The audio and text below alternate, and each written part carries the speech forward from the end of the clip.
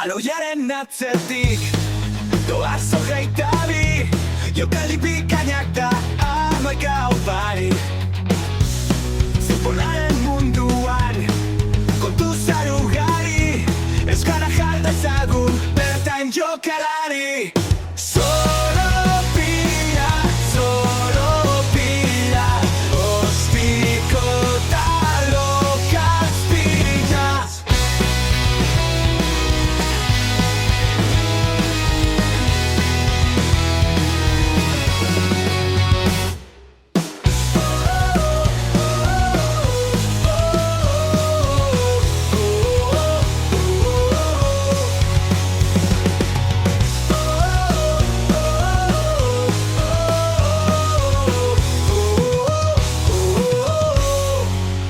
Arratsaldeon, Jose Mari, gaurkoan urriak 15, asteazkena, batzuek pentsatzen zuten lehen atal azkena izango zela, baina hementxe gaude berriz ere, Jose Mari, zer moduz? Arratsaldeon beste aste betez, Josu, ondo asteazkenak urriak 15 eta hemen beste futbol aste bat futbol aste bati buruz hitz egiteko gogoarekin, naiz eta hemen futbol gutxi eduki dugu gure inguruan, baina Mhm. gai asko jorratzeko gogoz berriro ere. Halaxe da, lehen atala atera genuen, izan ditugu iruzkin batzuk ere, sare sozialetan ez, gure entzuleak momentuz nahiko lotxatiak direlako, baina iritsi zaizkigu iruzkin batzuk eta jendea nahiko pozik aurreneko atalarekin. Eta jarraituko denak maila beharrekoak izango dira edota segurazki hobeak. Beraz, animatu zaitezete zuek ere iruzkinak guztera eta gogorarazi nahi duzuegu gure sare sozialek ere baditugula. Twitterren edo isa plataforman soropila izenarekin aurkituko dituzue eta baita YouTube eta iVooxen ere. Beraz, hortxe animatu daitezela ez? Follow txiki bat edo arpidetzera. Bai, noski hori debalde da, beraz, ez du ez dio inori kalterik egiten, eta guri laguntza ekarriko dugu, beraz, animatzen zaituztegu, formatua gustoko badezu, aurrera. Aipatu duzu, astebukara honetan ez du ligarik izan, lehen mailako ligarik ez du izan, eta Ipar Euskal Herrian ere Nazional bi eta Nazional 3 mailako partidarik ez dugu izan. Baina, bigarren mailan bai, jokatu zituztela partidak, eta hasteko larun batean, Sansek jokatu zuen, iazko atalean aipatu genuen ikaragarrizko jipoia jaso zuela Ansotegiren taldeak Granadan, eta oso ondo zebilen Andorra baten aurka jokatu behar zuen anoetan, eta 3 eta huts, azen olako emaitza lortu zuen hor Sansek, Jose Mari? Bai, okerrez banago bitariak bigarren mailara, Andorrak urte bat pasa eta gero lehenengo erref mailan, eta urte oso ondo hasi duen Andorra bat, Ibai Gomez Santutxu Barraren eskutik gainera, eta bazirudien favorito batzat bezala Andorra zetorrela, Donostiara, baina 14 puntuekin, baina Sanse bere 6 puntuekin, etxean partio serioa eta gogorra egin ostean, egia da ere Andorra amarkin gaitu zela bi eta utxeko ondoren, baina Sansek partio borobil bat egin ostean, 3 puntu oso garrantzitsu batera zituen. Eta golegien artean gorka karrera. Bi egin zituen, dagoeneko 5 daramatza ligan. Lehen taldean badirudi ez duela golegile finik aurkitzen Realak, eta agian behar duen golegilea bigarren taldea ondaka, ez? Nor daki. Baina behintzat denboraldi hasiera oso ona egiten ari da horeretako jokalaria. Bai, 20 urteko jokalari gaztea, hasieran behintzat denboraldia ziren jendearen kinieletan ez zegoen, Sanseren hasierako hamaikako bezala, baina egia esan gola sartzen ari da, gola daukala ikusten ari da, olfatua esaten zaiona ez, area barruan ondo usaitzen ditu jokaldiak, eta postu batekin egiten ari da, eta ea etorkizunean lehenengo taldean aukera auki dezakeen, lehenengo taldea ez dabil, aurrari kontuetan. Halaxe da, eta aipatu duzu, ez, Andorran hainbat ezagun baditugula, asteko aulkian Ibai Gomez, baina besteak beste, larun batean ere Lenorman itzuli zen, anoetara. Kasu honetan ez Robin, bere anaia Teo Lenorman, baina, Lenormanen itzulera anoetara. Eta bestetik, esaterako ezkerregalean, defentsa moduan, Imanol Garzia Euskalduna dugu, bere garaian Bilbao Atletiken hibilia, lehen taldearekin ere debuta egin zuen, Eibarren Mirandesen ere ibili zen. Eta 2024, 2025 urtean, esango nuke oso jokalari euskaldun gutxik jokatu duten talde batera joan zela, ez? Esparta Praga. Baina, bertan aurreneko partidan edo bigarrengoan lesio larri bat izan zuen, eta geroztik ez du gehiago jokatu Txekiako taldean, baina, bueno, hori ere, deigarria iruditu zaitegia esan. Bai, argia Atletiken esperantzak zuen beregan, Eibarren urte oso bat egin zuen, eta gero Atletikera itzuli zen. Atletiken ligan bederatzi partido soilik jokatu zituen, eta Txekiara joan zen, eta gaina Txekiako talde indartsuenera edo indartsuenetako batera. Baina bai, esan zuen ez dela belauneko lesio larria eduki zuen, baina hala ere Txekiako taldeak erostea erabaki zuen, eta orain Andorran da utzita, eta ea maila berreskuratu dezaken. Eta imaginatzen dut bere nahia Txekiara itzultzea izango dela, ditzat, ez? Talde txapeldunen liga batzeko, edo eta euskalo, salto handiago bat emateko etorkizuna, baina behingoz hor dabil behintzat, jokatzen berriro ere hori pozgarria da. Bai, eta oraingoa zen igandeko partidara, Eibar huts, Castellón huts. Kasu honetan ezin izan zuen taldeko etxeko taldeak garaipena lortu. Eta beti esan hori da, ez? Gola sartu ezin duzun partida horietan, gutxienez atea hutsean izatea eta puntua lortzea ez dela txarra. Eibar hortxe dabil 12 punturekin playoff postuetatik 3 puntutara soilik. Baina hemen, bai Eibarrak eta Realak bi dinamika oso antzeko dituzte. Alde batetik etxean oso sendo dabiltza. Eibar esaterako 5 partidetan 11 puntu lortu ditu taldeak, eta Cadiz soilik dago bere gainetik. Sansek ere antzeko zerbait, 5 partidetan 9 puntu. Beraz, etxean oso sendo, baina hemen komeriak bi taldeantzat etxetik urrun joan behar direnean. Eibarren kasuan puntu bakarra lortu du 4 partidutan, eta Sansek 4 partidutan ez du puntu bakarra lortu, ez? Beraz hor, bi taldeek etorkizun hurbil batera hobetu beharrekoan, nabarmen etxetik kanpo lortu beharreko puntu horiek, ez? Gainontzekoan bi talde dituzten helburu horiek lortzea zaila izango baita. Bai, bigarren maila denak dakigu urtero ikusten da gainera oso maila estua da, azkenean jetxieratik playoff postutaraino ez, daia sekulako diferentzia goten, eta Eibarrek erregulartasun hori pixkat bilatu behar du, nik uste. Ondo hasi zuen demoraldia etxeko partidak ateratzen, eta partido zailak irabazten, bai Granada edo bai Andorra aurka, baina etxetik kanpo egia esan ez du asmatu, eta azken 3 partidotan ez bakarrik 2 puntu batera ditu, eta etxean izan dira biak. Etxean ez du irabaztea lortu, baina kanpoan galdu egin zuen Zeutaren kontra, orduan etxean ez baduzu garaipenaren bidea aurkitzen, kanpoan berdin jarraitu ostean zaila da erregulartasun falta horrekin goian mantentzea, beraz hori. Etxean esaten den bezala, ez? Etxean irabazi kanpoan puntuatu ahal izateko hori da garrantzitsuena, eta bigarren mailako maila batean garrantzitsua hor bintzat playoff postuetatik gertu biltzeko hori dela nik uste hasiera batean Eibarra helburua. Eta Sansek duela 2 urteko talde horren tankera bat eduki dezake bigarren mailan ibiltzen talde hori, Turrientes, Karrikaburu eta konpainiarekin. Oso talde gaztea, inusientea izan diteke, eta asko kostatuko zaiola nik uste dut etxetik kanpo partidoak ateratzea. Talentua dago, baina bigarren mailan hori baino asko zailago behar da, eta bueno, berdina, etxean gogor egiten hortik pasako da salvazioaren zati handi bat, segurenik. Errepaso txiki honekin itxiko dugu kluben futbolaren atala, eta oraintxe iazko astean ere aipatu genuen moduan, munduko koparako sailkapen fase horretan bete-betean sartuta gaude. Aipatu genuen lehen aldiz Uzbekistan eta Jordania izango direla 2026ko munduko kopan. Ez dakit azken egunetan berririk edo beste sailkatu berririk baute dagoen, Jose Maria, nola dabil? Bai, baditugu talde berriak sailkatuta, mundialera, asteburu honetan partidu ugari egon dira eta bueno, aipatzeko nagusiena orain hitz egingo dugu pixka luzea horretaz.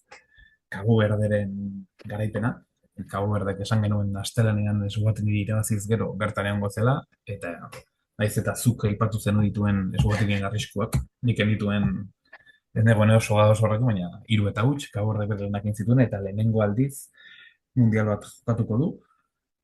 Eta esango nuke mundial bat jokatuko duen, bigarren herrialde txikiena Islandia eta gero okerrez banago. Bai, Alexia, hori irakurri dut Kurioso bera. ere, no? Beraz, festa ederra egon zen Cabo Verden.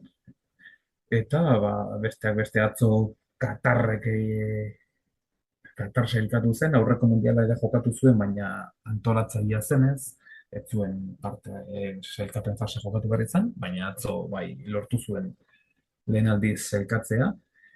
Eta hor ikusi genuen, bai Julen Lopetegi dantzan eta bideo batzuk agertu ziren, eta astea zukoa oso pozik, dabil Katarraldea, bueno, esan jasotzen duen dirutzarekin, pozik ez ibiltzeko moduan, baina bueno, pozik zegoen, bai, Julen Lopetegi, horiek izan ziren, aipatzeko bi taldeak, eta edo talde gehiago sortu dira, baina bueno, bai, jarraituko dugu horretaz hizketan, zer esateko balin badukazu.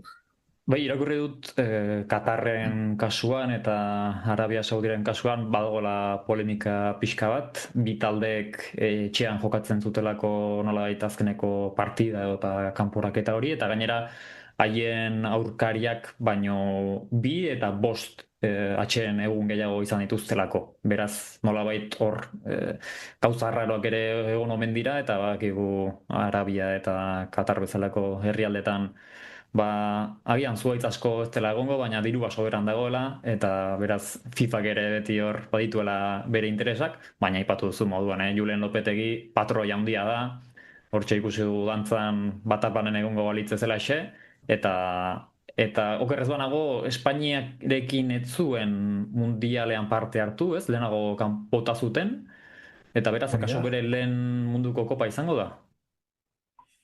Bai, Espainiarekin ematen zuen paper hona egiten ari zela, baina hori, 2018ko mundiala baino pixka bat, pare bat astelen hau, esango nuke, Real Madridekin kontratu sinatu zuen, Espainiako federazioari hori zitzaion gustatu, eta kasketa, ume baten kasketa den moduan, bota egin zuten, Fernando Hierro jarri, zutan nire esperientzia antzeko zeukala, eta hor ikusi zen Espainiaren papera mundial hortan. Justu pasa fasez, eta final zortzinetan Errusiaren kontra penaltitan kalera jotzen. Paper ikaragarri kaskarra egin zuen Espainiak. Egia da, talde desente majoa zuela, kasu batzuetan akaso jokalari batzuk haien kirol ibilbidearen amaieran zeuden, baina, bueno, esango nuke ez zela horrelako papera egiteko moduko taldea, baina gertatzen dira horrelakoak. Eta aprobetxatuz, Cabo Verde aipatu dugula, gustatuko leitzaidake pixka bat Cabo Verderen historiatik, gaur egun Cabo Verderen futbolera pixka bat ibilbide txiki bat egitea. Lehenik eta behin, Cabo Verde izena, ni geografoa naizen moduan, deigarria iruditu zaitez, lurmutur berde hori, nondik ote dator. Eta irakurri dudanaren arabera, 1460 urte inguruan, Portugaldarrak Mhm. Senegaleko lurmuturrean zebiltzan, handikona, bisitan eta, bueno, badakizu ez, kolonoek egiten duten moduan, eta bertatik abiatu ziren eta orduan aurkitu zituzten lehen aldiz gaur egun Cabo Verde deritzon uharte horiek. Baina, kontua da, lurmutur berdearen izena, berez etzela uharte hauei erreferentzia egiteko, baizik eta Senegalen bertan eta Dakar hiria kokatzen den lurmutur horri erreferentzia egiteko zela. Eta hasiera batean lurmutur berdearen uharteak zirela. Baina ondoren pixkanaka, jendeak izen hori erabili barrean, Cabo Verde erabili zuen, eta gaur egun horrelaxea da izena. Naiz eta, ez dakit bertan egondako azaren, ez ziren bereziki berdeak, jatorri volkanikoa dute, eta, bueno, badago uharte bat pixka bat berdeagoa, baina orokorrean nahiko marroiak dira. Ez dut aukerarik eduki horinik bertara joateko, espero dut, noizter baiet, oso helmuga kurioso egiten zait, eta zergatik ez. Baina ez nekan ideiarik, eta kontatu dezuna, ere esan oso interesgarria. Eta, Josemari, Bai, kontu zibili, zeba Cabo Verde eta hemendik aurrera lurmutur berdearen liga asko gustatuko zaizu. Cabo Verden 10 uharte aurki ditzakegu. Eta bederatzi uhartetan biztanleria topa dezakegu, ez? Bat guztiz naturala da eta ez da inor bizi, baina gainontzeko bederatzietan pertsonak bizi dira. Nola antolatzen da bertako liga? uharte bakoitzak, bederatzi uharte dira, uharte bakoitzak lehenik eta behin txapelketa regional bat dauka. Beraz, uharte bakoitzak bere txapelketa dauka. Eta ondoren, bederatzi uhartetan txapeldun atera diren talde horiek, azken Liga Nazional batera sailkatzen dira. Beraz, hor, bederatzi talde sailkatzen dira, eta iazko denboraldian txapeldun izan zen taldea ere zuzenean sailkatzen da. Hori horrela, 10 taldeko Liga Aska Nazional bat jokatzen dute, 6 jardunaldirekin bakarrik. Hau da, ez dute denek denen aurka jokatzen, 6 jardunaldi bakarrik jokatzen dira, eta lau postuen artean geratzen diren taldeak final erdietara pasatzen dira. Final erdia Mhm. jokatu, finala, eta hortik ateratzen da kasu honetan Cabo Verdeko txapelduna. Eta iaz, hau gustatuko zaizu, no, iaz ez, duela lau hilabete, jokatu zen finala, Boavista FC Praia eta GD Palmeira taldeen artean, eta Palmeira ateratzen garaie, kasu honetan bera ez zuen Palmeira egin, baizik eta irabazi zuen. Baina, hemen ere, beste Portugalen kolonia izandako herrialde askotan gertatzen den bezala, oso bereziak dira bertako taldeen armarriak, ez? Ez dakit ez zuten denbora gehiegi armarri horiek osatzeko, baina pixka bat interneten begiratzen baduzue, ondo ikusi daitekena da, esaterako Paulense eta Salrei taldeek Benficaren armarri berdin-berdina dituztela, ondoren San Joanenses, Os Belenensesen armarri berdina daukala, Palmeirak Sporting Lisboa, beraz, bueno, beste herrialde batzuetan, esaterako Mozambiken ere horrelakoak gertatzen dira, baina oso deigarria iruditu zaite. Alde batetik ligaren formatua bera, eta bestetik aurki ditzakegun armarriak ere.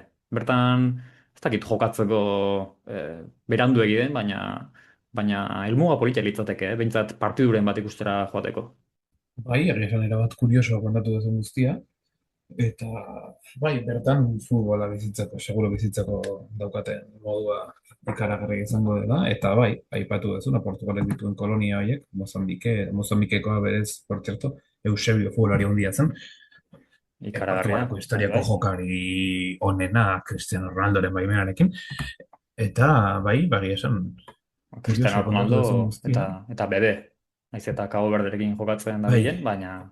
O, Zebilen. bai, Zebilen. bai, oraingoz ez da saltzira itzuli, baina Boavista aipatu dezula, por cierto, Boavista berez Boavista ezaguna Portugaleko talde historikoa da, eta duela gutxiko notizia da, desagertzeko zorian dagoela.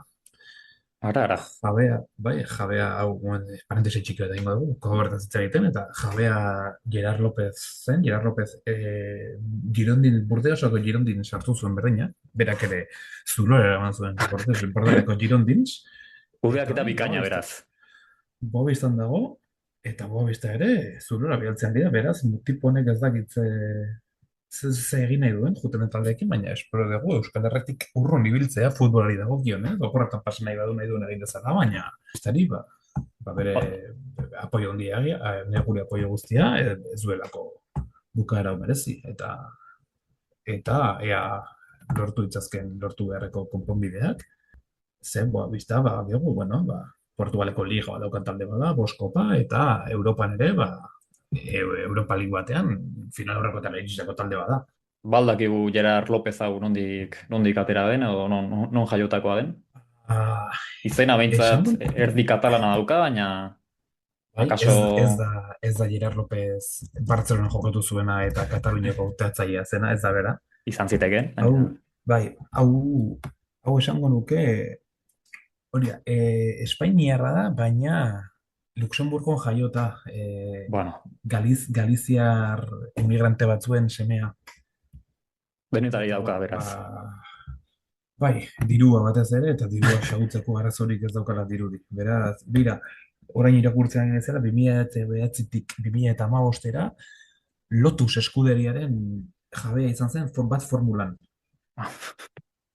Gero ere Lille taldeko presidentea zein zen, eta beste inbat txorak eri, baina bordelen ibili zen eta zulora behar zuen taldea, eta den Boabistan, berdin. Beraz, hori, diruak jendeari ez dakit botere txogo egingo dio, baina azkarrago edo inteligenteago ez ikusten denez. Karagarria, kontatu duzuena. Hemen azken urteetan esango nuke behintzat FIFA eta UEFA bezalako erakundeak saiatu direla edota itxura egin dutela, esanez geroz eta kontrol ekonomiko gehiago ezarriko dituztela eta antzeko kasuak geroz eta gutxiago gertatuko direla, baina esango nuke ez dutela eragin gehiegi izan eta gaur egun ere horrelako dirudun jendeak eta enpresariek orokorrean nahi dutena egiten dutela klubekin. Egia da kaso liga bezalako erakunde batzuetan zailagoa dela muturra sartzea gaur egun, baina orokorrean eta aipatu dituzun kasuak ikusita, zoritxarrez horrelakoak ere asko gertatzen dira. Bai, espero dugu kontu hauetan behintzat ez, jabe bat bere zerikusirik ez daukan talde batean sartzeko momentuan, ba, askotan ikusten dira historia txarrakoak hobeak baino, eta hau beste bide bat, eta espero da kontu gehiagoekin ibili behar izatea, ez dakit, hori onartzen duenak, ze hau azkenean ez da positiboa ez inoretzat, eta batez ere, ba, zaletuentzat, guk hemen badakigu futbola zaletuentzat dira, eta ba, besarka bat hemendikan boabistako zaletu behi. Hala da, eta beste bat bordelera. Hori da, itzuliko dira, garai, talde hondiak, eta ba, bere lekuera itzuliko dira. Eta, Jose Mari, Cabo Verdeko pixka bat sekzioa izteko, aipatu ditzakegu Euskal taldeetatik pasa diren Cabo Verdetarrak. Ez dakit baten bat bururatzen zaizun, nik zerrenda behintzat lau aurkitu ditut, baina kaso beste baten bate badago, baina ez dakit baten bat bururatzen zaizun. Nik gogoratzen dutena azkenean pixkat gu oraindik bueno, gaztea gara, baina da umea ginen, eta gogoratzen dut Dadi jokatu zuela Cabo Verde osasunan, Halaxe da. Dadi horraria, baina nik uste aipatuko ezen dutik ba, pixkat jokari txarra ez, baina txek guztio txarrena izango dela. Eta gero zalantza daukat, errealean ibili ziren bi, Carlos Xavier eta Ozeano, baina ez dakit, apostu behingo nuke bietako bat behintzat gaurren jaio zela, baina Portugalekin jokatu, baina enago ziur, beraz, zuri utziko dizut hitzagitan. Ba, begira, eben, aipatu zuen moduan, ba, Cabo Verde eta Portugalen artean garai batean kolonia izan zenez konexio handia dago, gaur egun ere konexioa handia da. Zuk aipatu duzun jokalaria Dadi Pereira, Eduardo Fernando Pereira Gómez izeneko jokalaria, bera Lisboan jaio zen, 1981 urtean, baina Cabo Verderekin jokatu zuen. Guztira 23 partidu eta 5 gol. Antzeko kasu bat, Tiago Manuel Díaz Correia, edota Bebe, bezala Bai. ezagunagoa. Hau gertutik askotan ikusi izan dugu, bere garaian Manchester Unitedenen ere ibili zen, 7,4 milioi eh, libra ordaindu zituen, beraz, bueno, jokalari puska, eta momentu honenetan edo highlights bideo horietan ikusteko moduko jokalaria, baina bera Orain ere ibizan, bizitzen, ezta?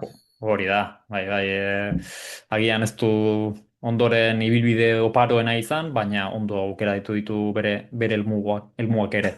Eta kasu honetan ere, bera Portugalen jaio zen, Luresen, Portugalen, 1980 urtean, baina, nola ez, berak ere Cabo Verdekin jokatu du. Guztira 27 partidu eta 6 gol. Hemen pena da, eta lehenago ere aipatu dugu, urte bete inguru darama bere selekzioarekin jokatu gabe, sailkatu dira munduko koparako, eta ikusiko dugu, ez, ea deialdian sartuko den ala ez, baina nik esango nuke, orain arte jokatu ez badu, ondoren ere zaila izango duela, ba, munduko kopako deialdi horretan egoteko. Hirugarren Bai. adibide bat, eta hau akaso pixka bat gure memoriatik ere aztuta dugu, Nelson Augusto Tomar Marcos da, Betisen ibilitakoa, Osasunan ibilitakoa, Bai, eskuinatzelaria. Bai. Kasu honetan, kontrako kasua da. Bera Cabo Verden jaio zen, Isla de Sal, benetan toki polita eta liluragarria, gaur egun 42 urte ditu, baina berak ez zuen inoiz Cabo Verderekin jokatu. Okerrez banago Portugalekin jokatzera iritsi zen, ez dakit, nolabait, hogeita bat urte zazpiko selekzioarekin jokatzez gain, selekzio absolutuarekin ere jokatu zuen noizbait, baina Cabo Verderekin ez zuen jokatu. Eta azkenik, hau bai, esango nuke argi zeinuela, Ozeano Andrade da Cruz. Kasu honetan ere, Ja. aipatu dugun moduan, bera Cabo Verdean jaio zen, zehazki Sao Vicenten, baina beti ere internazionalki Portugalekin jokatu zuen. Beraz, hauek Y dira aurkitu ditudan jokalariak, akaso baten bat ere gehiago egongo da, eta aipatzen zenuen Carlos Xabierren kasuan, bera ez da Cabo Verdekoa, baizik eta Mozambiken jaiotakoa. Mozambiken, bera, Eusebio bezala beraz. Beraz, hortxe, zerrenda polita. Bai, egia esan, nik ozeano ez genuen ikusi oso gazte gainera, iaia jaio berriak, baina realzaleak esaten duten arabera, jokari puskatzen, eta sekulako fitxaketa egin zuen realak jokari horrekin. Bikaina, hementxe itxiko dugu ondo baderituzu Cabo Verderen sekzio berezi hau, zuek ere nola ez entzuleok utzi iruzkinetan edota gure sare sozialetan sekzio hauei buruz duzuen iritzia, eta orain, Jose Mari, gehitzeko gehiago. Esan behar da, ere bai, Cabo Verde izena hor dauka, baina banderan ez dauka berde kutsuri ere, ez dena urdina, eta pare bat marra txuri, baina berdea inondik inora ez dauka. Batzuetan gertatzen dira horrelakoak, Herrialde batzuen izenak eta ondoren banderak edota koloreak zerikusirik ez dutenean, baina bueno, gezur handiagoak ere ikusi izan ditugu gaur egun. Bai, ez gero orain aipatzen hasiko, beste hemen gau osoa pasako genuke, baina. Eta aipatu duzunez Cabo Verde, baditugu Afrikan sailkatu gehiago, bueno, lenguan aipatu genitu, batez ere iparraldekoak izan dira erraxen sailkatu direnak, Tunisia, Egipto, Maroko eta Algeria, baina baditugu ere errepeskara joango diren lau taldeak, komentatu genuen gero martxoan, estatu batuetan esan nuen aurreko, baina Mexikon izango da Mhm. errepeska berezi hori edo, eta Afrikatik orain, sailkatu diren, bueno, errepeskara joan diren lauak izan dira Nigeria, Kamerun, Kongoko Errepublika Demokratikoa eta Gabon. Esango nuke Gabon eta Kongoko Errepublika Demokratikoak ez duten ez mundiali jokatu, beraz aukera daukate oraindik. Baina hori, bi lau talde hauetatik urrengo selekzioan geldialdia dagoenean, azaro erdialdean izango dira, gure selekzio jokatuko duela Palestinaren konta, por cierto, hortaz hitz egingo dugu aurrerago. Bi lau horietatik bi selekzio joango dira martxoko errepeska handi horretara, hori, beraz, Afrikatik lau horietako bi izango dira. Eta bestea, lehenko astean ez genuen aipatu, Ozeanitik dijoan ordezkaria, Kaledonia berria izango da. Ez nekien hor futbolean jokatzeko gai zirenik, baina han egongo da ere bai, talde selekzio hori. Nik ere nekien egia esan, ilia da duela pare bat aste, eta aste honetan bertan jokatzen ari zen 20 urte zazpiko munduko kopan izan direla, eta, bueno, lehen aldiz gol bat sartzeare lortu zutela, baina gero egia da, bueno, Frantzia eta beste aurkarien aurka ikaragarrizko jipoiak jaso dituztela, baina bertan egotea ikaragarrizko balentria da eta meritu handiko zerbait. Beraz, ez dakit norekin goazen errepeska handi hauetan, baina niri pertsonalki Bueno, Kaledonia berria asko gustatzen zait.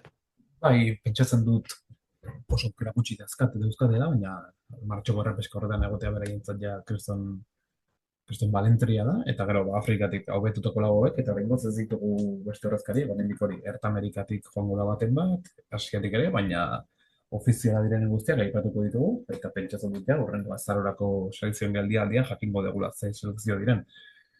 Eta niretik mundialari dagokionez, hori, gu mundial asko jarraitzen dugu, baina egia esan behar dugu, gure selekzioa oraindik ez dago aukerarik gure selekzioa mundial jokatzeko, eta hori dela gure esperantza hundien egun batean. Zergatik ez ametxe egin, ez da? Alexe da, horren inguruan ere mintzatuko gara, aipatu duzun moduan, Esango nuke Leicester deialdiare atera beharko dela, oraindik egia da hilabete geratzen dela, baina hemendik pare bat astetara kaso deialdia izango dugu eta horren inguruan ere hementxe mintzatuko gara soropilean. Orain ondo baderitzuzu, Josemari, goazen gaurko azken atalarekin, saio honetako atal honena izan ohi da, beraz, goazen bizirik alairik atalarekin.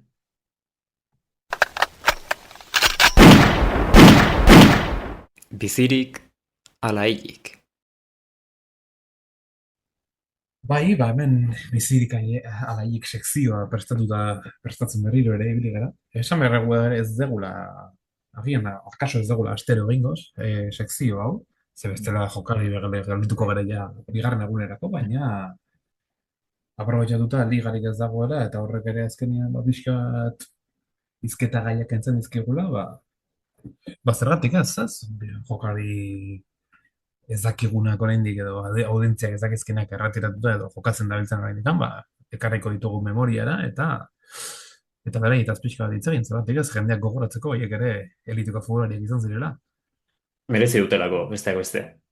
Bai, hori baina lehenengo mezu bat erantzuten aritzela mugiera iritsi zait notifikazioa. Gaur da eskuak garbitzearen nazioarteko eguna. Zakitza iritzi daukasun horretaz, sekulako txorakeria iruditzen zait, baina Garrantzitsua. Baina garrantzitsua da gaurko egunean egiten dugun moduan, gainontzekoetan ere eskuak garbitzea, ez? bai, ez gaur bakarrik, gaur ere bai, hori gaur gogoraziko dugu, baina urteako gainontzeko egunetan ere ez, edozein momentutan eskuak garbitzea, eskuak eta gortutz oso orokorrean, ez, garrantzitsua da. Batzuetan gertatzen da Eta bai, nazioarteko egun horiekin, egunean bertan asko egiten dela, baina ondoren ahaztu. Eta, bueno, hemendik ere bai, gure entzulei gomendioa eskuak garbitu, baina egunero.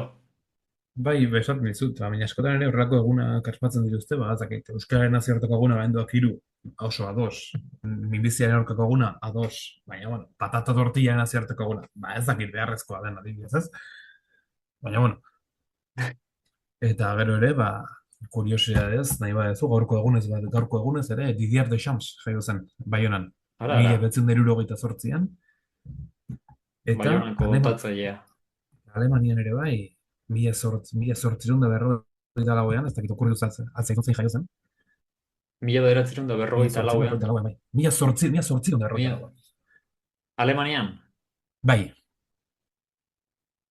Uf, Euskal. horrelako txoragileak eta ez dakit, ez hau besterik gabe, futbolarekin gutxi, zerikusi gutxi, baina Friedrich Nietzsche, filosofo handia. Ara. Datu bikainak, eh? Bai, eta bai, txorakeri horiekin kenduta, guazen bizirika alaiik sekzioa egin hori bai, ni hasiko naiz gaur. Bikain. Ekarri dizut, jokari bat, bueno, bere garaian nik uste beratez hitz egiten zena eta ematen zuena baino ibilbide eskaxeago eduki duela, zen bazirudi jokari hona zetorrela, eta azkenean ez zen ere ez beste munduko ez zer izan, baina, bueno, nik esaten badizut, gaur egun 37 urte dituela, zakitza pentsatuko ezun, erreto jokatzen ari dela. Nik esango nuke bere momentu honenean dagoela, 37 urterekin. Bueno, agian hori ez, baina, bueno, guazen hitz egitera. 1988ko martxoaren 6an jaio zen, Iruñean, Euskal Herriko hiriburuan. Iruñean, beraz. Iruñean, bai. Iruñean jaio zen, eta bakizu, Iruñean ibiltzen dira hor euskatzaileak eta batez ere hemen Euskal Herri mendebaldetik jundako asko, eta 2004an ja Atletikek amua bota zion eta Atletikera Ara. joan zen. Ara. Osasunan ezer egin gabe ja, zuzenean, bueno, Atletik fitxatu zuen txantreako arrobitik. Baina Atletiken ere oso ja arrobian hasi zen, oraindikan juveniletan edo kaetetan okerrez banago. Eta Atletiken egin zituen urte batzuk, gero 2006an Baskonia jokatu zuen, baina Baskonia azkenen badakigu Atletiken 3. taldea bezala dela. Beraz, hori 2004etik 2011 arte Atletiken arroien egon zen, eta 11ean lehen taldera iritsi zen. Jokari puska hau. Okerrez banago, Joaquin Caparrós zenean Atletiken entrenatzailea. Momentu hobeak Bueno, bizi izan ditu, Atletikek. bai, zer esanik ez, baina, bueno, Caparrosek bere moduan, baina egin zituen, Bai, bai, lortu bai. zituen kopako finalerako sailkapen batzuk, eta, bueno, bere gauzak egin zituen. Eta, bai, 2011ko urtarriaren 8 egin zuen debuta Malagaren kontra. Banako, banako, banako emaitzarekin bukatu zen partido batean. Baina, bueno, eta Atletiken bazirudien, bueno, Amore Bitarik heldu zion postu momentu batzuetan eta, baina azkenean, bueno, besterik gauza handirik egin gabe, 2011tik 2014 arte egon zen Atletiken lehen taldean, 82 partida jokatu zituen, ez dagoela gaizki, baina azkenean postua ez zuen irabazi, eta 2014ean Eibarrera joan zen. Askok, zenbat figurarik egin zuten salto hori Atletikek Eibarrera. Pila batek, bai, bai. Atletik erdiak. Funtzionatzen ez duten horiek, bai, barraldera jotzen dute askotan. Bai, esan beharra dukat ere, Euskal Selekzioarekin internazionala, bi partida jokatuta, Jokalari eta handia, beraz. Ez da bere egon hor. debuta, ez, bere debuta 2011ko maiatzako 25ean Estoniaren kontra. Esan nuke, bita gutxira zuela Euskal Herriak, Euskal Selekzioak, aduri zen bi golekin okerrez banago. Estonia talde gogorra beti, baina Euskal Selekzioa baina gogorrago, gutxi, Kabo Berdeak kaso. Bai, bai, bai. Eta Eibarren bi urte egin ostean, Eibarren 20 partido bakarrik jokatu zituen bi urtetan, gol bakarra sartuz, hor hasi zen bere ibilbide pixka bat, bueno, desberdina. 2016an, Zirka Krnoblitski, talde Ukraniarra joan zen. Ukraniara. Bai, Ez dakit da. Nik jokalari euskaldun asko izan diren Ukrainian jokatzen. Ukranian, ez, nik ere ez. Burura ez Baina, zait bat ere les, etortzen, baina bueno, ez, nik esperientzia ere, politia ziurraski. bueno, ez dakit oso politia izan zen, ze lesio dela eta bakarrik 11 partido jokatzea lortu zuen. Bueno, guk jogatu dituguna baino gehiago badira, ez? Ukrainiko ligan bai, hori bai egia da. Eta orduan, han urte bat egin ostean, eta 11 partido, esan behar da ere, 11 partidotan gol bat sortu zuela. Kolegile Hortikan, fina beraz. bai, Ukrainiako hotzetikan, Zipreko berora joatea erabaki zuen, eta 2017an Nikosiako Omoniara joan zen. Esango nuke aldaketa ona dela hau, Orain arte Bai, aipatutako helmugak akaso ez diren onenak, baina Ziprera joatera jokatzea beti da helmuga ona. bi urte, esan behar dizut, egon nintzela Nikosiako Omoniaren zelaian, Realaren partidu ikusten Europa Ligean, eta, bueno, bisitatzeko gara lima dukazu, ez da beste munduko ezer, baina Txiprek badauka bere historia eta bere kuriosidadek, eta gomendatzen dizut Mediterraneko irla hori, bisitatzea. Ba, Reala Europan sartzen denean berriz ere, akaso joango naiz, ez dakit 2026an izango den, eta 2058an, baina bertan izango gara. Honetan 26 ez du hori, baina eta Omonien, por cierto, gaur egun Esteban Jovetic mitua jokatzen ari da. Hau bai, hau ere Bai. erdiik, Manchester City, baina Fiorentina, bai bere garaian ematen zuen sekulo jokari izango zen, artean azkenan bidean gelditu zen, baina, bueno, bere karrera egindako ere. Bueno, eta Omonian ere, lesio dira eta azkenan lesioak ez diote utzi ibilbide paro bairen, 6 partido bakarrik jokatu zituen. gutxi xamar. Eta, bai, Omonian orduan esan zioten, lagun, hemen ezin dezu jokatu, eta Enosis Neon Paralimni taldera joan zen, Txipren baita ere. Lehen mailan, Bai, bebe, lehen mailan, lehen mailan. Hor gaur egun sailkapenaren zuloan daude, baina lehen mailan jarraitzen dute.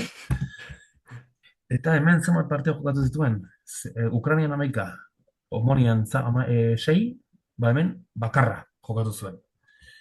klubeko leyenda beraz. Bai.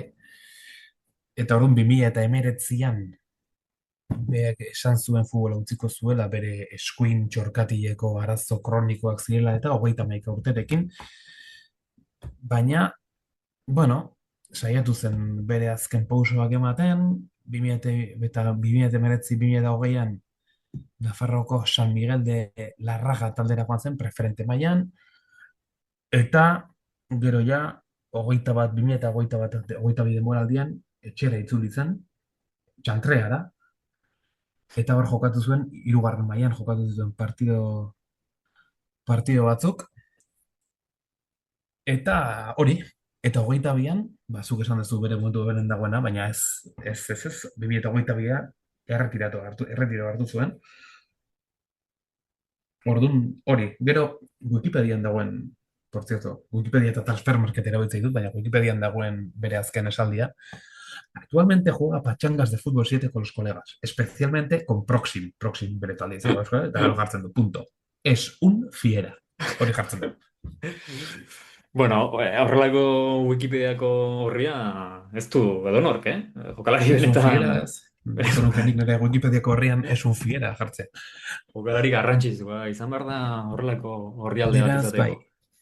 agian ibilbideari dagokionez ez dezu aderako, baina gero izenez ezagutuko duzu. Egia esan Bazakit. ibilbidea jarraituta nahiko galduta, nabil. Nuke jakingo ze jokalari den.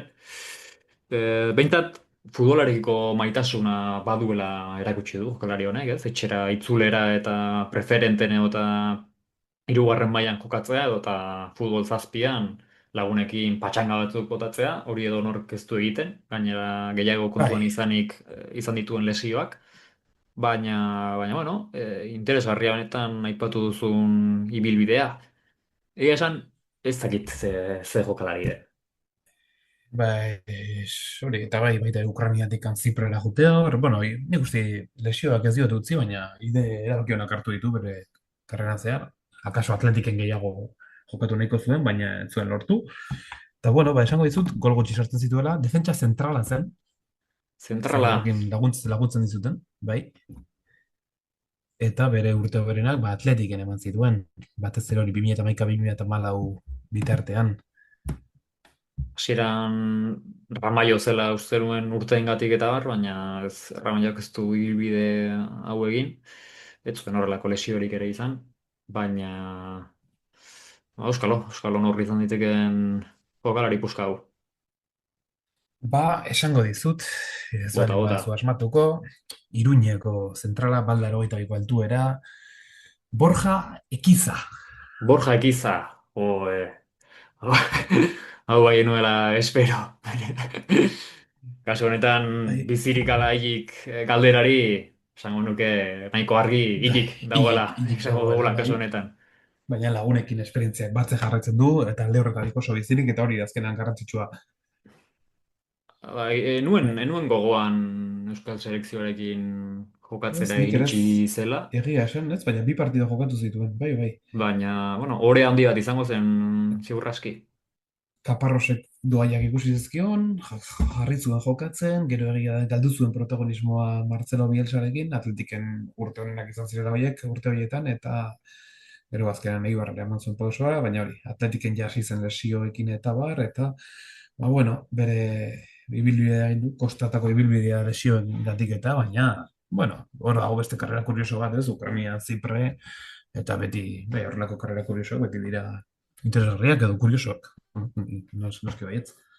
Bai, hala da. Eta orain bere Wikipediako horria begiratzen ari naizela, badirudi, ez dakit hau egia izango den, ikusita futbol zazpiko informazioa eta bar, baina azken informazio moduan jartzen du 2011 urtean UEFako hamaikako revelazioan sartu zela. Hala. Beraz, bueno, hori ere lortu zuen bere garaian, ez dakit UEFakoak nora begira ari ziren. Egia da, hasieran Atletikekin izan zituela bere momentu onak, baina bueno, hori ere lortu zuen, beraz, hamaikako horretan sartzea. Bai, promesa bat zen, baina hori, esan bezala, entrenatzaile batekin, zean entrenatzaile baten gustokoa edo lesioak ez dizutena laguntzen, bazkenan zaila da jarraikortasun hori ukitzea, baina, bueno, besarka da debendikan, Borja Ekiza eta bere lagunei, ez da? Haixe da, eta, bueno, hau entzuten ari bada, nola ez, beti bezala, gonbidatuta Gonbidatuta dago, dago. Beraz, baita bebe ere, Cabo Verdetik, itzuliko dugu elkarrizketa, arazorik gabe. bai, euskaraz ez dakit nola moldatuko den, baina ziur aski Ibarren ere ikasi zuen zerbait Mendilibarrekin. Ondo badituzu nire jokalariarekin hasiko gara, kasu honetan zurea baino zertxobait erresagoa dela esango nuke. Baina hasteko pista handiegia denez, ez dizut jaioterria esango, esango dizut noiz jaio Vale. zen, kasu honetan 1992 urteko maiatzaren 24an, hau da, 33 Mhm. urte ditu gaur egun, eta pixkanaka joango gara bere ibilbidea errepasatzen. Hasteko, 2005 urtetik 2008 urtera, kadete zelarik, Baskonian aritu zen, Baskonian Bizkaian. Bizkaian, hori da, Bai. Saskibaloian ez, Bizkaian ibili zen. Ondoren, juvenil mailan indartsura joan zen, 2008 urtetik 2010 urtera indartsu ibili zen, eta hemen lehen saltoa dugu. Oraindik ere juvenil mailan Mallorcara joan zen. Real Club Baina Deportivo Mallorca, Mallorca. era. Hmm. 2010, 2011 urtean. Hemen urtebete utzita joan zen Santani taldera, Balear uharteetako hirugarren mailako talde batera. Bertan Vale. ikaragarrizko zenbakiak, 50 partidutan 19 gol egin zituen, Gola gine fina beraz. eta hemen beste salto handi bat. Bapatean, Mallorcatik Errumanea aldera joan zen. Rumania alde, oigo, oigo. Asa Targu Mures taldera 2013 urtean bertan 10 partida jokatu zituen eta 2 gol eskuratu zituen. Nola ez, bertako jehatzaileak ere ikusi zuten jokalari honek gauza berezi asko zituela eta ondorioz hurrengo denboraldian 2013-2014 denboraldian CSU Craiova taldera joan zen. Kasu honetan ere Errumanian. Bertan 31 partida jokatuko Jokazioa, zituen bai. eta 5 gol sartu. Egia da, Errumanian ez zuela jarraikortasun handirik izan eta hurrengo urtean ere Sageata Nagodari taldera joan zen. Bertan 16 partidutan 3 gol egin zituen. 2015ean Brasov taldera joan zen, 16 partida, Rumanian ere bai. 2 gol, bertan Errumanian bai. Eta 2015-2018 denboraldien artean, esango nuke bere kiroli bibideko momenturik onena izan zela kaso, Vitorul Constanta taldean ibili zen. Hiru Baina denboraldi hortik bera hauetan, ezagutu zuen, no? 105 partida jokatzera iritsi zen, beraz, partida Ostras. asko, eta 10 gol. Baina, esango nuke bere ibilbide osoan, honek pixka bat argituko dizula eta pista handi bat emango dizula. Errumaniatik Euskal Herrira itzuli zen, kasu honetan, Athletic Club taldera. Bai. Bai. 2018an fitxatu zuen Athleticek, okerrez danego €1.000.000 ingururen truke, bertan 2 partida jokatu zituen, Bi bakarrik, jo. golik ez, eta 2019 urtean utzita joan zen Numantziara. Numantzia talde historikoa gaur egun zuloan, baina hortxe ibili zen. Bai, Bertan, esan, garai ilunak Soriako gorritxoentzat, itzuliko dira horiek ere bai. Los pajaritos zelai mitikoa, Hotza, esaten du, fez, kondairak esaten du, zelai hotza, izan dela beti. alaxe da. Bertan 17 partida jokatu eta golik ez zuen lortuko, eta berriz ere Errumaniara, itzulera. Berriz ere Vitorul Constanta talera itzuli zen utzita, 2008 urtean, 10 partida eta gol bakarra, eta orain beste abentura txiki bat, kasu honetan Grezian, lehenik eta Hmm. behin Aris Salonika taldean ibili zen, ondoren Panathinaikosen ere jokatzera iritsi zen, 10 partida Vale. jokatu zituen bertan, eta berriz ere jokalari honen kasuan ikusten ari garen moduan joan etorri handiko jokalaria da, ba berriz ere Errumaniara itzuli zen. Kasu honetan FC SB taldean jokatzeko. Hemen egun Talde baten handia. ere aipatuko dugu, ez? Talde honen inguruan Steaua de Bukarest, Zena gaur egun bi taldetan banaturik dagoela eta horre Bai, kalkapila galanta dugu. bai, zaletu batzuk esaten dute estegoa beraie direla, beste batzuk esaten dute bestea direla, bai, hori esan, historia kuriosoa da, eta ondo baztertu beharrekoa, ze berez estegoa Bukarest mitikoa, ba, txapeldunen liga irazitako taldea da. Horixe da. Eta azkenik, hau da bere ibilbideko azken mugimendua, 2024 urtean, Farul Constanta Errumaniako taldera iritsi zen, eta oraintxe bertan hemen Transfermarkteko datuak ditut, azken denboraldi honetan, 2025-2026 denboraldian, 12 partida jokatu ditu, asistentzia bat, eta minutu guztiak jokatu ditu. Beraz, sasoiko dabil gure jokalari hau. Esango nuke hasiera batean akaso ibilbidea ez dela bereziki erraza, baina ondoren Errumaniatik Atletikera egindako salto horrekin, ez dakit bururatu zaizun jokalariren bat, Jose Mari, akaso izena Bai, ez, buruz baina ez zait salto horrekin eta esan didazunean ere jaioterriarekin pista handia emango zenidan horrekin ja dena esan didazu. Ez dakit internazionala izan den, Erromaniarekin. bai, 8 Bai, partida, baita ere, 8 golik ez, partida. baina 2017ko ekainaren 13an egin zuen debuta, beraz, jokalari puska. Euskal Herriarekin ez da izan, nidaki dela. Ez, gainera hemen askok gogoratuko dute, baina Atletiken aurkezpen egunean gogoratzen naiz prentsaurrekoan aipatu zuela, nire lagunek beti esaten zidaten espainola nintzela, beraz filosofian ondo txartaturik nago. Baina, bueno, hori, Etzen gehiagi irakurrita etorri Euskal Herrialdera. ez. Bueno, itzuli, Euskal Herrian, bai, Euskal Herrian azita, ezita, baina Erromania jaiota badakitzen den, Cristian Ganea, ez da? Halaxe da, Cristian Ganea, Bistritan jaiotako jokalaria. Hortxe, Ezkergaleko jokaria. bai, eta kasu honetan zurea esan genezake hilik dagoela, nire aldiz bizirik, 33 urterekin minutu guztiak jokatzen ari da Errumanian, eta ikusten dudanaren Batek. arabera kontratua dauka 2027 urte arte. Beraz, oraindik baditu minutuak aurretik.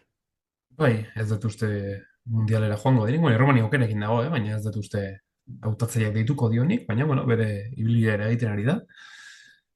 Eta, egia esan, Birritan, mendian, birritan Errumaniako txapeldun izanakoa, Hau gutxik esan dezakete, baina 2016-2017an Vitorul Konstantarekin irabazi zuen liga, eta 2003-2024an FC SB taldearekin, beraz, hortxe bere bai, merituak. eta gaur egun, nola esan duzu bere taldea dela orain, Farul Konstanta, ez da? Halaxe da. Bai, Bai. hor da, biltza, bederatzigarren postuan, amaseitik, liga erdian, borrokan 15 puntu, bueno, ondo dijoak dio, eta Erromanian pozikoa da, pozten gara, beregatik. Gaurkoz hau izan da dena gure partetik. Kasu honetan zorionez esango nuke nazioarteko futbola eta selekzioak amaitu direla momentu baterako eta asteburu honetan berriz ere kluben futbola itzuliko dela, liga itzuliko dela. Ni behintzat pozik nago berri honekin, Jose Mari, zu ez dakit pozten zaituen Bai, ala ez? baita ni ere, bueno, ni hemen onartu behar diot, gure entzulegoari, ni Real zalea naizela, eta ez dakit, oso ziur nahi duten Realaren partido bat berriro ikusi, azkenenikoa ikusi eta, baina, bueno, bai, patzekotan, lehen mailan izango diren partidoak, Atletikek larun batean jokatuko du, Atletikek Osasunak larun batean jokatuko du, bederatzitan Metropolitano zaraia Atletico Madridin kontra, oso partido zaila, Atletico Madrid gero ez eta beto da biela, Atletikek igande guardian jokatuko du, Bazkal orduan, Elche taldearen kontra, lehengoan galdu zuen lehen partida Alavesen kontra, berez Elche partido zaila izango Atletik entzat, eta Realak Atletiken partida bukatu ostean ordu bitan jokatuko du. Bigon, Zeltaren kontra, bi taldeak puntu beharrean, eta bueno, eta gero Alavesek astelenean jokatuko, astelenetako partidu madarikatu ez zaiola inoiz gustatzen, zure Javier Tebasi bai, ez dakigu zergatik, baina Javier Tebas eta gu lagunak izateteko zorruti gaude. Eta bueno, Alavesek bederatzitan jokatuko du etxean, astelenean Mendizorrotzan Valentziaren kontra. Eta bigarren mailan Sansek larun bat gauean jokatuko du Anoetan Hueskaren kontra, eta Eibarrek jokatuko du, larun bat gaudean ere, bederatzietan, han zortziretan, Kanarietan jokatuko baitu, Las Palmasen zelaian, horiek izan dira. Pentsa talde garrantzitsuenen partiduak horiek izango dira. Bikai, bukatzeko Lapurdira egingo du bidaia, errepasatzeko bertako taldeek noiz jokatuko duten. Igandean, Abiron Baione, Lorien beren aurka arituko da, arratsaldeko 7:00. Eta aldiz, Angeluko Genets taldea, Nazional 3. mailan dabilen taldeak, barkatuko diazue, publizitatea atera zait. Kasu honetan ere, arratsaldeko 7:00 jokatuko du igandean, Arberes Argeles taldearen aurka. Beraz, hemendik ere, zorte ona opa diegu euskal taldeei. Beti bezala, Eskerrik asko entzulei, hor egotegatik, ez dakit amaieraraino baten bat iritsi ote den, esango nuke aspaldi utzi dutela podcasta, Cabo Verdeko uhartetan edo eta inguruko ozeanoan ituko zirela, baina datorren astean gehiagorekin etorriko gara, zorionez ligaren inguruko datuak eta informazioa ere hemen izango dugu, eta horrelaxe, besterik gabe, eskerrik asko Josemari, eta datorren astera arte. Datorren aste arte, Josu, asteona pasa, eta besarka handi bat hemen egongo gara berriro ere. Agur, agur. Baloiaren atzetik doaz hogeita bi Jokaldi bikainak da hamaika opari Futbolaren munduan kontu zaru gari Ez gara jardezagun bertain jokalari Zoropila, zoropila Ostiko talokazpilaz